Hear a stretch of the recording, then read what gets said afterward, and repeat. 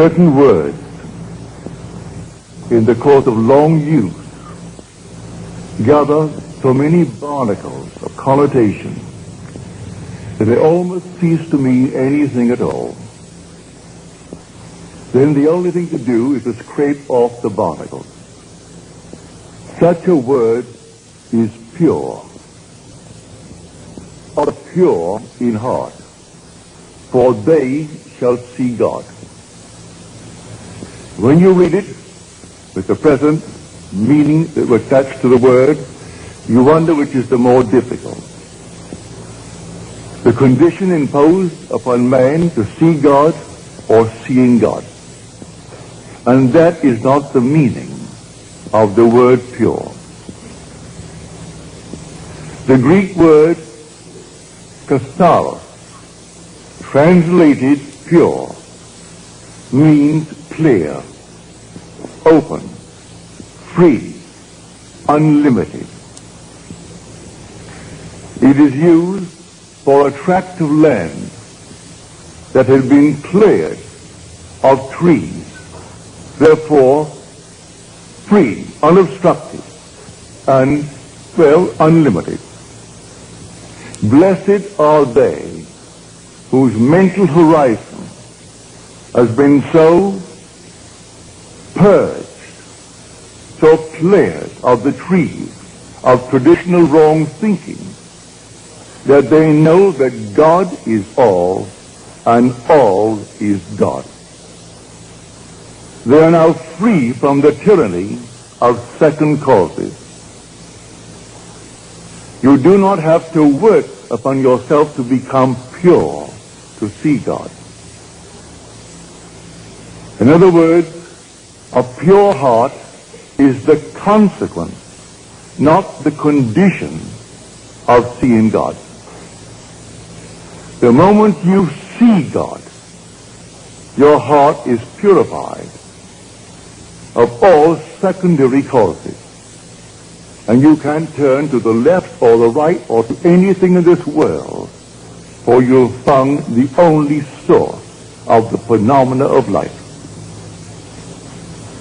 Now, the word see, for this is taken from the Greek. The words see and to know are the same word in Greek.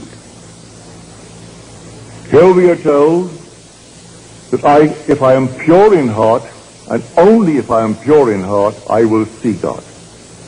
And yet in the same Gospels, I am told that no one has ever seen God.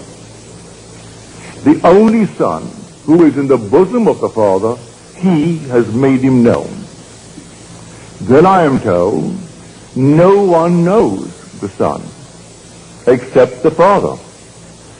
And no one knows the Father except the Son, and anyone to whom the Son chooses to reveal him.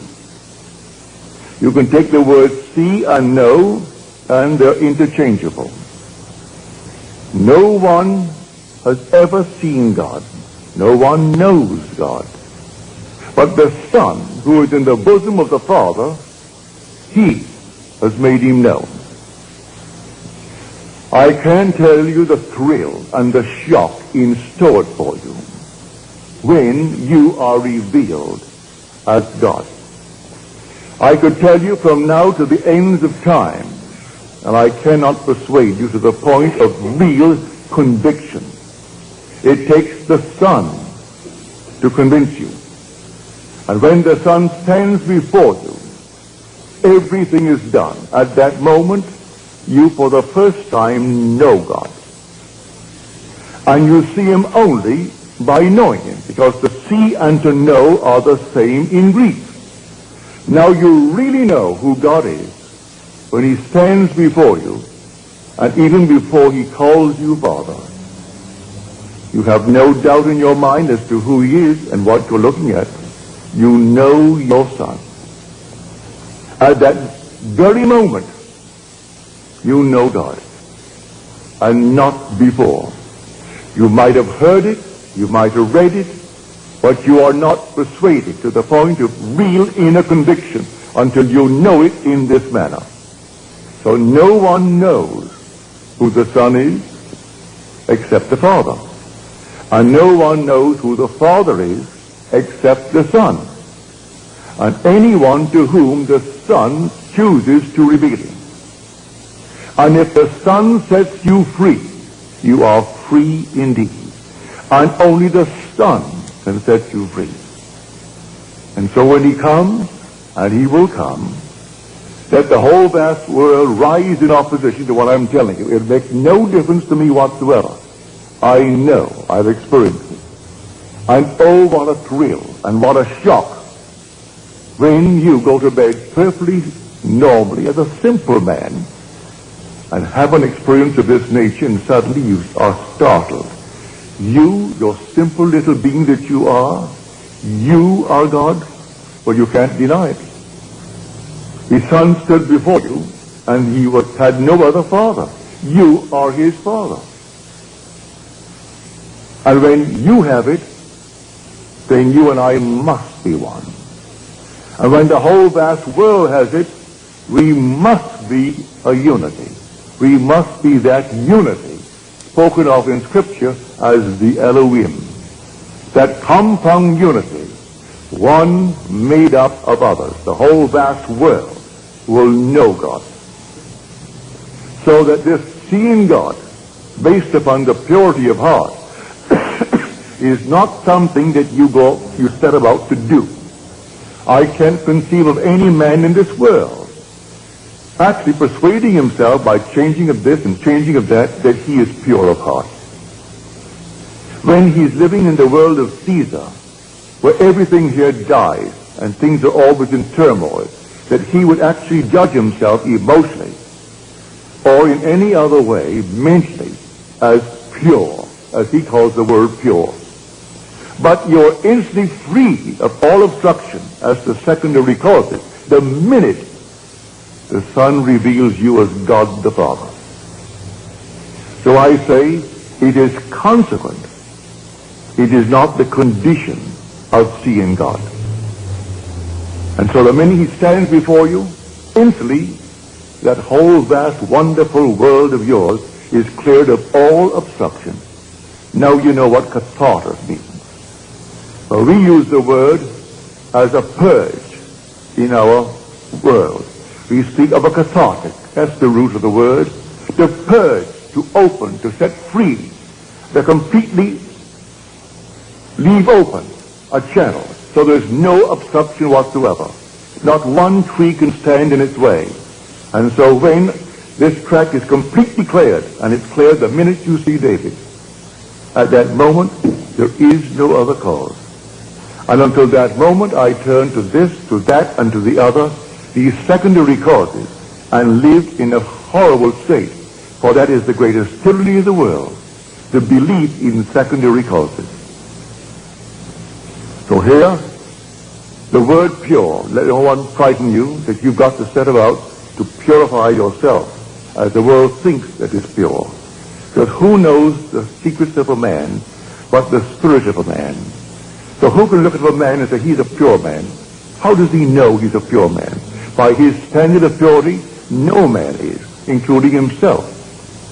But by scriptural standards, the minute you see David, and David reveals you as God the Father, then all the trees, all the obstructions, everything in your world that came between you and self disappear, and you're the only cause of the phenomena of your life. And you go through life now, simply bringing into your world the things that you would like to entertain in your world. No matter how difficult it seems to be, you see it, you know there's only one cause, and so you simply rearrange the thing you see. You don't throw it away, you don't discard it, you rearrange it, and in your mind's eye you re-photograph the image. And re-photograph the image, and let life develop that negative and produce it on the screen of space, and it will. So here, blessed are the pure in heart, that sixth beatitude, which seems so difficult to most people to interpret. And I haven't found one interpretation in Scripture. All the commentaries, I haven't found one that will go back to the root and show us exactly what it is. I have what is considered the grandfather of all interpretations, which is the Interpreter's Bible. They do not touch it. They will admit it's the most difficult of the Beatitudes, this sixth one. But they can't touch it unless you go back to the root, unless you have the actual experience of what it means to actually purify and take all the trees out of man's mind, purify the mind. And it can't be done until he stands before you. And you know, without any doubt, who you really are. When you know who you are, there is no secondary cause, none whatsoever. And then comes the vision. Here my wife gave me a vision 2 months ago. There was no occasion to tell it, but it would fit. He said we were in this fantastic, magnificent, enormous apartment in a palace. And we were the gateway into a new age. But the age in which we were was a police state. And we were constantly being searched, but we were not molested. We were completely free, not one little bit ever happened to us. But this palatial place with a full complement of servants. And while the vision lasted, he seemed to know these people. The servants in the kitchen, the servants in the other areas of the enormous apartment, the butlers, the private secretaries, all seemed to know us, and we knew them. But our position was the gateway into freedom from the place of complete slavery, like behind the Iron Curtain. And when the searchers came, they came, and our guests, we always entertained guests for dinner, not more than 6, therefore they made 8 of us, she and I, and the 6 who came as our guests. And I would explain to them the way of escape. I would tell them the one and only way into freedom. But strangely enough, as I was telling them about the way into freedom, they were already simultaneously at that moment, I am telling them, and they were already at their destination.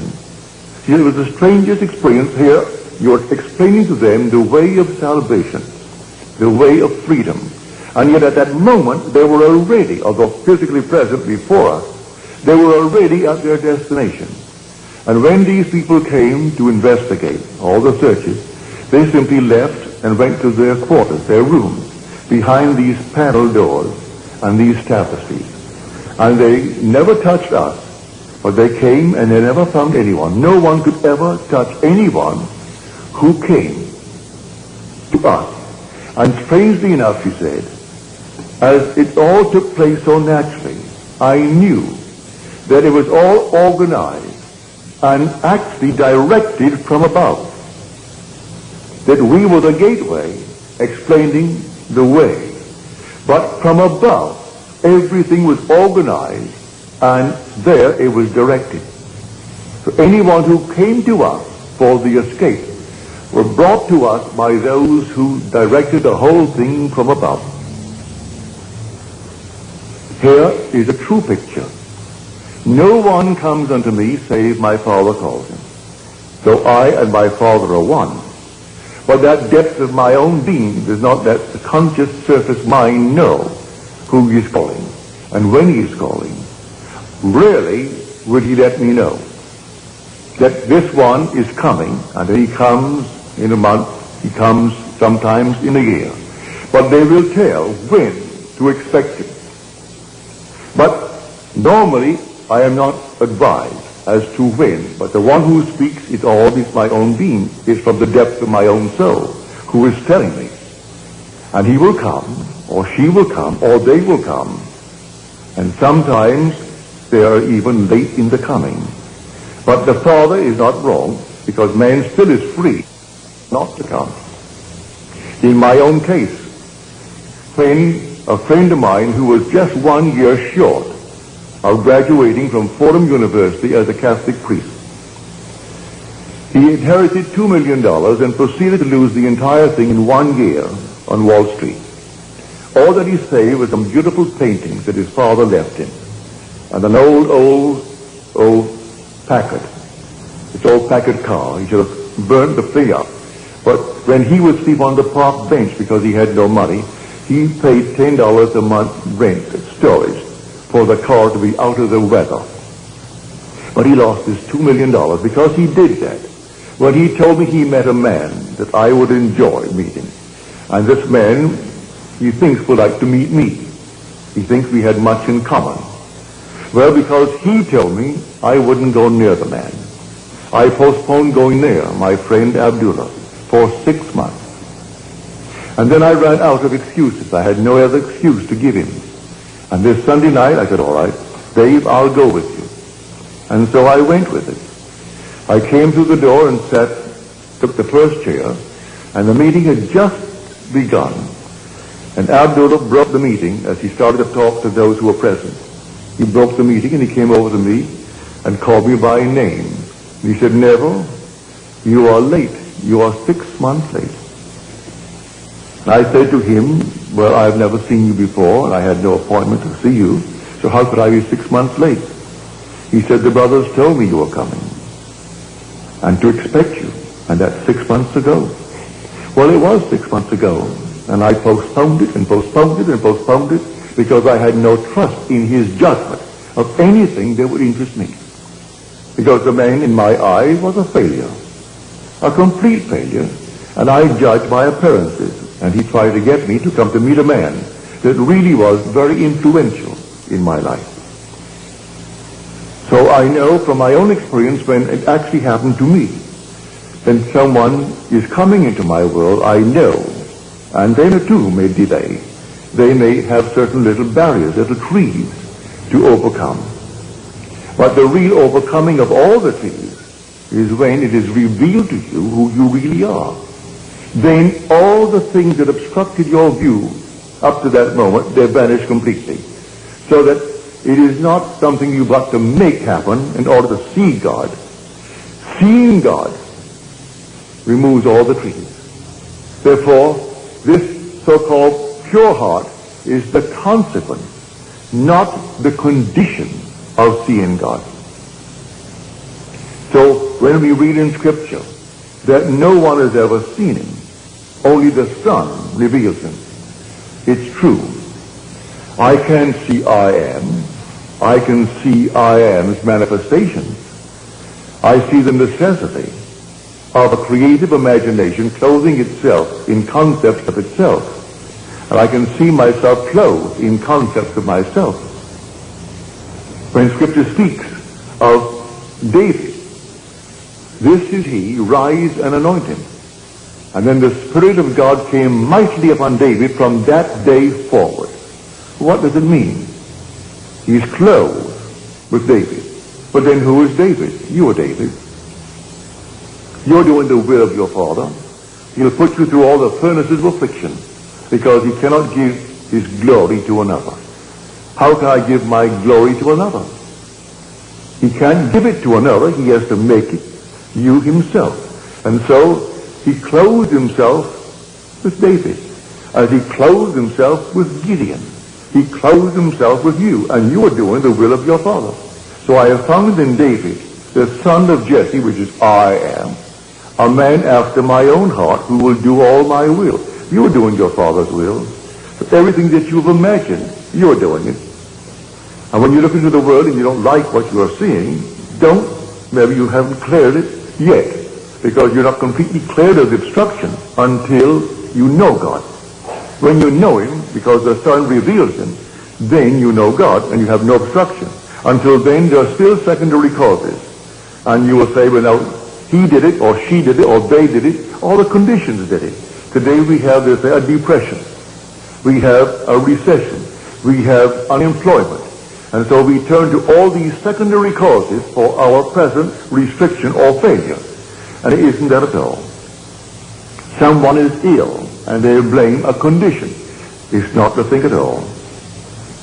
I can tell you of numberless things that would contradict completely the findings of so-called science today, and blaming this, that, or the other for a certain effect.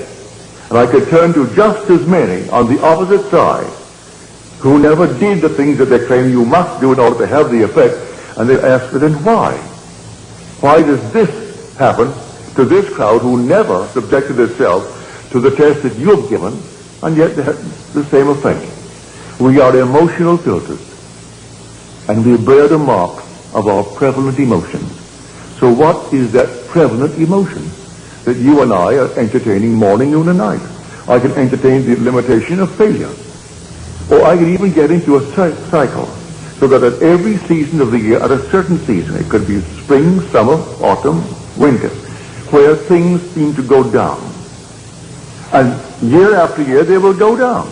No matter what I have in the spring, if the winter is when it goes down, it'll go down, if I don't get out of that cycle.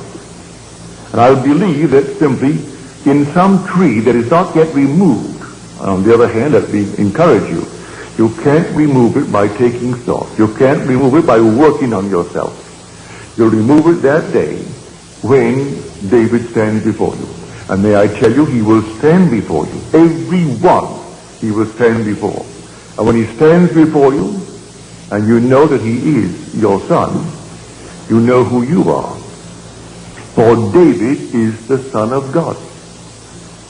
There is no other Son of God, if you read the Scripture correctly.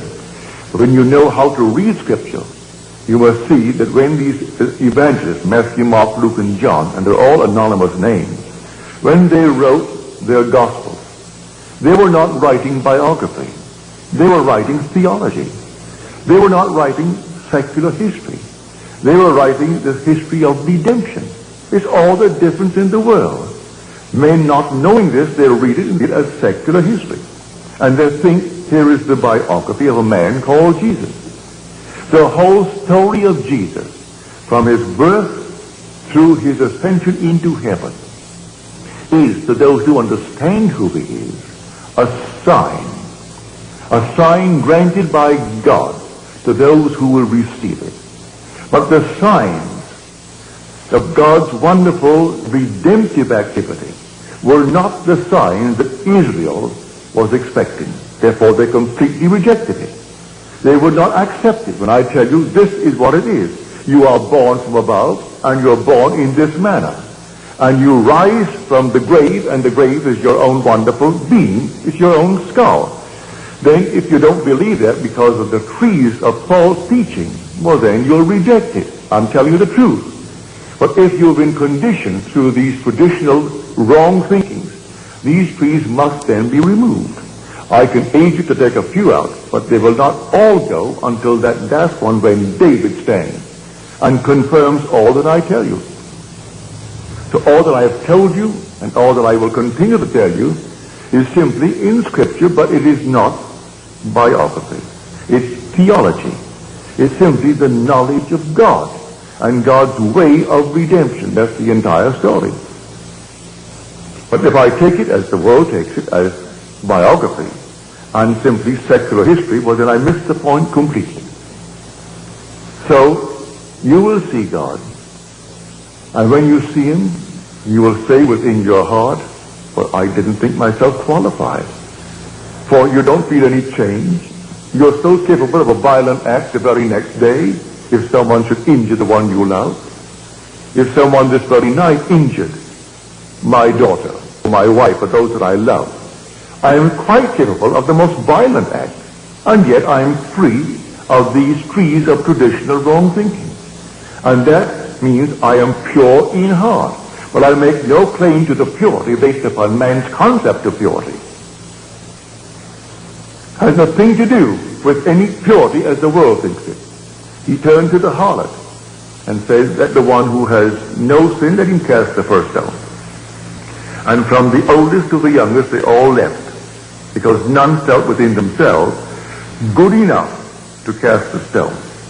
Because he interpreted the entire story as a psychological story. That if you lust after a person, well, the act has already been committed. You may restrain the impulse, but he tells you that isn't good enough. But then who on the earth could stand before me and tell me he's never had the impulse? Unless he was castrated at the time he was born, and then he doesn't even know, so he could restrain nothing. He has nothing to restrain. If he was removed at birth from the possibility of lusting, but if he was not removed at birth from that possibility, let him stand before me and tell me that he has never lusted. And I will say, well, you're a liar. As far as I'm concerned, you're a liar, whether you be male or female. And so that you've never had the impulse to get even. Don't tell me you haven't. Don't tell me you haven't had the impulse and still are capable of the impulse to hurt if someone should hurt the one you love more than you love your own self. And yet, you are pure in heart the day you see David. For the minute you see him, you know the whole vast world has collapsed as far as you are concerned. The whole thing has collapsed. And now you no longer can turn to this, that, and the other and blame it or praise it for anything that's happening in your world. You are simply within yourself. You are God himself. You are the God, creating good, bad, and indifferent in your world. A friend of mine in the audience tonight, he said, I had this vivid dream. My wife and I, and here we are, and the world is coming to an end. The whole thing is coming to an end. It began to shake. A wind, the unearthly wind came up, and then the rain like a flood, and then the earth is shaking. And I said to myself, well, the earth has gone out of orbit. I wasn't afraid of death, and my wife, she wasn't afraid of death. But I thought the whole thing was simply coming apart and coming to an end. That's a wonderful adumbration. Read it in the 13th chapter of Mark. Read it in Matthew. You see these buildings? Not one stone will be left standing upon the other, but it will be turned down. That's when the Son of Man is coming. That's the end of the age. Well, in your case, you had a most wonderful adumbration. And you're not given these adumbrations when you're far removed from the actual event. And this thing happens to you, be watchful. It's coming. This is simply a foreshadowing in a not altogether a conclusive way, no, the way you saw it. But when it happens, when the whole thing collapses, and the ideas by which you lived in the past, you no longer can live by them. You just can't live by them. Nothing external, the whole thing is internal. The whole drama of life is a psychological drama. And now you know it. So your vision is perfectly marvelous, perfectly wonderful. Others are finding themselves interwoven in their lives. 2 and 3 and 4 together, all interwoven as though this thing has been going on over and over again. It has been going on. Before the world was, we were one, and yet individualized. We were brothers, greatly in love, a love beyond the wildest dream of man.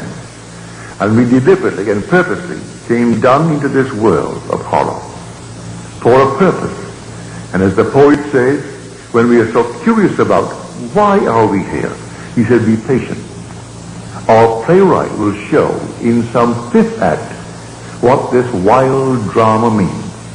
So here we have it in 4 acts, like the 4 corners of the universe. Wait, be patient. In some 5th act, he's going to show what the wild drama means. And it will be beyond the wildest dream of man, the glory that comes out of the horror to which we go here. We must pass through it. You and I agreed to dream in concert, and we haven't violated that pledge. We still dream in concert. So we can share the same room, share the same events, see them a little bit differently because through different eyes, but the same event. You see it just a little shade differently. So when you read Scripture, don't take anything for granted. For this simple little statement, I have heard so many ministers from the pulpit take that 6th beatitude and they made, the strangest thing out of it. They frightened the people to death. But they went through that door after the service and they wondered how on earth would I ever see God. For they knew in the depth of their soul, if they had to be pure, as he pointed out what you had to be, well then you could never see God. But you'll never see him, save you see him through the Son. Because you are spirit. You don't look into the mirror and see God. You see him in his Son. Thou art my Son. Today I have begotten thee. And as you're told, if scholars are not convinced that the 2nd Psalm is that of David, but read the 4th chapter of the book of Acts.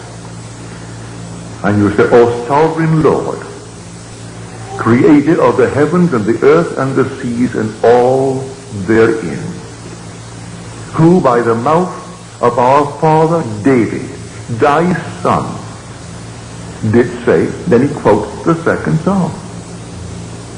If you want any confirmation as to who actually wrote that second psalm, read the 4th chapter of the book of Acts, which is written by the author of the book of Luke.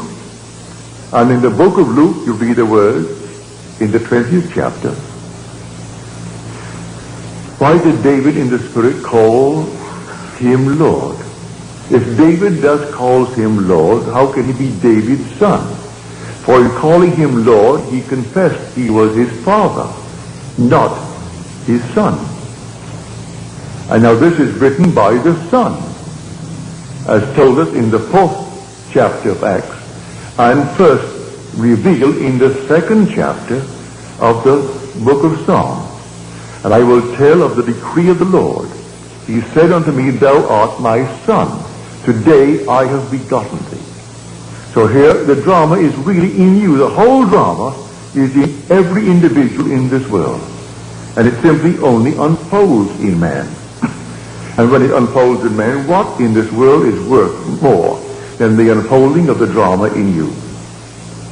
If you own the whole vast world, you wouldn't leave it. For this will all vanish anyway. So what does it matter if you own the whole thing? But one thing they can't take from you is the being that you really are. That essential being is God. But if you don't know it, well then it's like a fabulous fortune of which you are totally unaware. Therefore it is non-existent. It means nothing to you if you're totally unaware of it.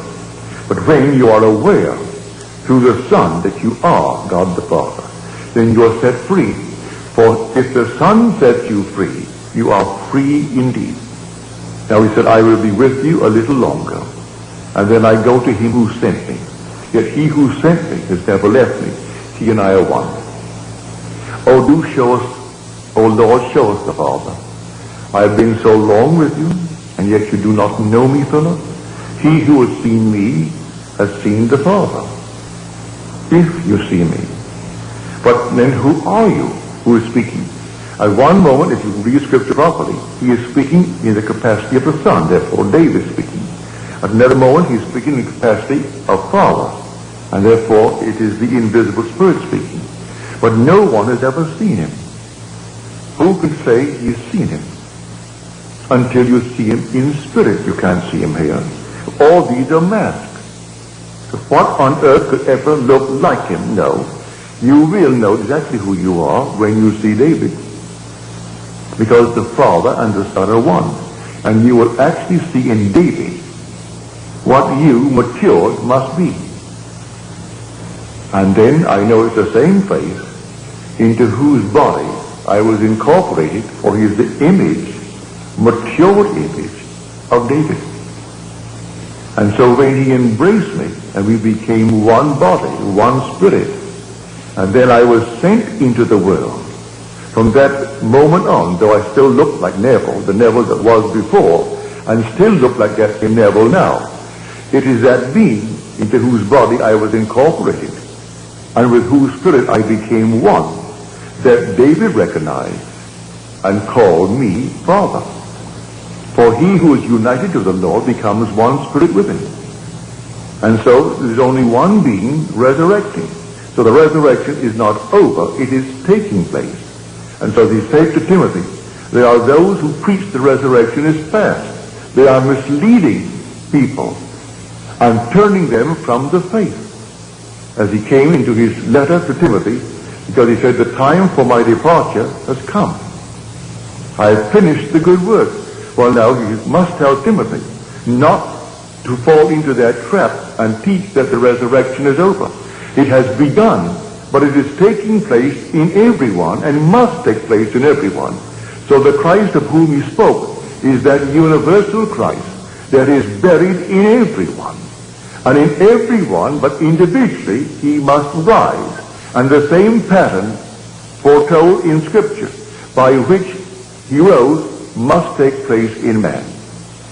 He came out of one place where he was buried, and there's only one place, and it is named skull. Luke does not minimize the word, neither does John. Even though he will give you the word Golgotha, he'll translate the word Golgotha. Golgotha means skull in Hebrew. But in some translations, they don't even give you the Hebrew word. They say, and he was crucified and buried on Golgotha. So there's only one place you're ever going to rise, and you aren't going to rise in Forest Lawn. You're going to rise out of your own wonderful skull while you're walking the earth. That's where you're going to rise. Save your money if you're planning any little plot to bury the little body, for you aren't going to rise there. In fact, you will never be taken there. Let them destroy this body, let them turn it into ash. It means nothing. You will still be in that immortal skull where you were buried in the beginning. And from that skull, you're going to rise. And all the imagery of Scripture will surround you when you rise. And then will come this wonderful unfolding pattern, for there's only one pattern, that must repeat itself through the indwelling in man of Jesus Christ. Were he not in us, then he could not repeat the drama. But the same thing is told in the gospel. That same drama unfolds itself in the individual. And he is the Lord who is the Father of the only Son, and that Son is David. So when you read the story, if you have a concordance, and I recommend if you don't have one, and you plan ever to get one, the best that I know of is Strong's Concordance. It's exhaustive. It has every word. Don't buy the metaphysical concordance and not the metaphysical dictionary and these things. That's all, well, speculation. This is simply the original term, translated in the original meanings of the word used when it was first put into the scroll. Now you can take from this many definitions. For instance, we took tonight the word see. Well, one definition given in concordance, in Strong's Concordance, is to show self, to experience. Well, to experience, David, is to see. But you must experience it. Not hearsay, it must be an experience. So that is to see. And so he who sees the Son, then knows the Father. If you knew me, you would have known my Father. And yet I and my Father are one. So, to experience, David, is to know God. And you know God as the Father of the one that you are now looking at. And the one looking at him is yourself. And you feel that father-son relationship. Now, that is completely in conflict with the whole vast Christian world concerning the story of Jesus Christ. And yet I've been sent to tell it. Tell it not as hearsay, but tell it as experience. And so I share it with you. And not eternity could ever deny it. Because you're going to have it just as I have told you. You're not going to bury it at all, because there's only one pattern, and that pattern will unfold within you. And when it unfolds within you, you will depart this world that is a police state. And maybe I will still be there, giving these sumptuous dinner parties, not more than 8. And 8 is the number of resurrection. There were 6 guests, and 6 is the number of man. And 8 is the number of resurrection. So the 6, which is man, now will be set free. So here this sumptuous, wonderful dinner. And not one can fail, because as I am telling them the way of escape, they were at that very moment already at their destination. So not one who came to search the house could ever find one of my guests. And as they came, the butler announced the officers are here, and out my guests would go behind the tapestries and the panel wall into their quarters. And then that very night, always the night of the banquet, they escaped. And that was the vision. So I tell you, it's a true vision. You bring it back, and you know, and she said, strangely enough, I knew them and I was there in the vision. But on waking, you were the only one that I really knew. The others were there for a purpose, and you were playing a part that came from above. For the whole thing was organized and dictated and controlled from above. And there you sat and explain the procedure of departure. And yet, as you told them, they were already at their destination. So no one could have found them anyway. But they went through the means of searching the house. And they came several times in the interval, but always at the end of a banquet. Then got guests. There were always 6. They left. And they were set free from this police state. Or this whole vast world, whether it's behind the Iron Curtain or outside of the Iron Curtain, we are still in a police state. The whole thing. And it's an escape from this world, this age, into that age, where I played the part of the gateway, explaining how it's done. Well, I'm explaining it now to you, how it's done. You are here dreaming the dream of life. And the day will come, and come suddenly, like a thief in the night, no warning. You will have adumbrations, like my friend, with the world coming to an end, and the whole thing is taking place around him. You will have an adumbration like that, or something similar. But the actual thing, when it does happen, will take place all within your skull. And a vibration that you think, or you will interpret it to be final. You wonder how you could ever survive what is taking place now. And then, instead of dying, you awake for the first time that you can ever remember, a true awakening.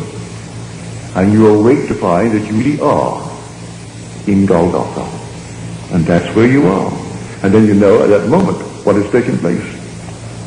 And you come right out to find the wise ones present. And they find the infant child, just as you're told. And as Scripture tells you, but people skip over the word sign. And this shall be a sign unto you. But you go to church this coming Christmas, and they'll have the little sign, but they don't call it a sign. They call that the fact. And people will bow before the little child. The child is only the sign of your redemption. You were the one who awoke. You were the one who were born from above. And you are the one of whom the evangelist wrote. That Christ in you is the one of whom they speak. And the whole thing is told there, you experience, and the whole story is your story. But as you read it, and as it's interpreted by those who talk from the pulpit, you will never know it. And they wonder why they are still so confused today. It will go on and on and on, until actually man comes to the truth of it all. And he comes to it from within himself. So to go back, if you have the concordance, don't take anything for granted. Just simply turn to the word, look it up. You need not know one word of Greek or one word of Hebrew. It gives you a number. You look up the number. If it is in the Old Testament, you look up the section under the Old Testament for definition. If it is in the New, you turn to the Greek, and you look it up under the Greek. And it takes the number. It will show you the Greek word and the pronunciation of the word. But you need not bother with that. Look up the number, then take the definition as given you, not in Greek. It defines it in your own tongue, in English. And you will see how many definitions of the one simple word are there, and why they chose the one that they did. So, blessed are the pure in heart, for they shall see God. And the pure in heart is simply the consequence, not the condition for seeing God. Seeing God produces automatically, instantly, the pure heart, which is nothing more than the purging of the mind of all beliefs in secondary causes, clearing the mind of all obstructions, leaving you completely alone, that God is all that there is, and all is God. Now let us go into the silence.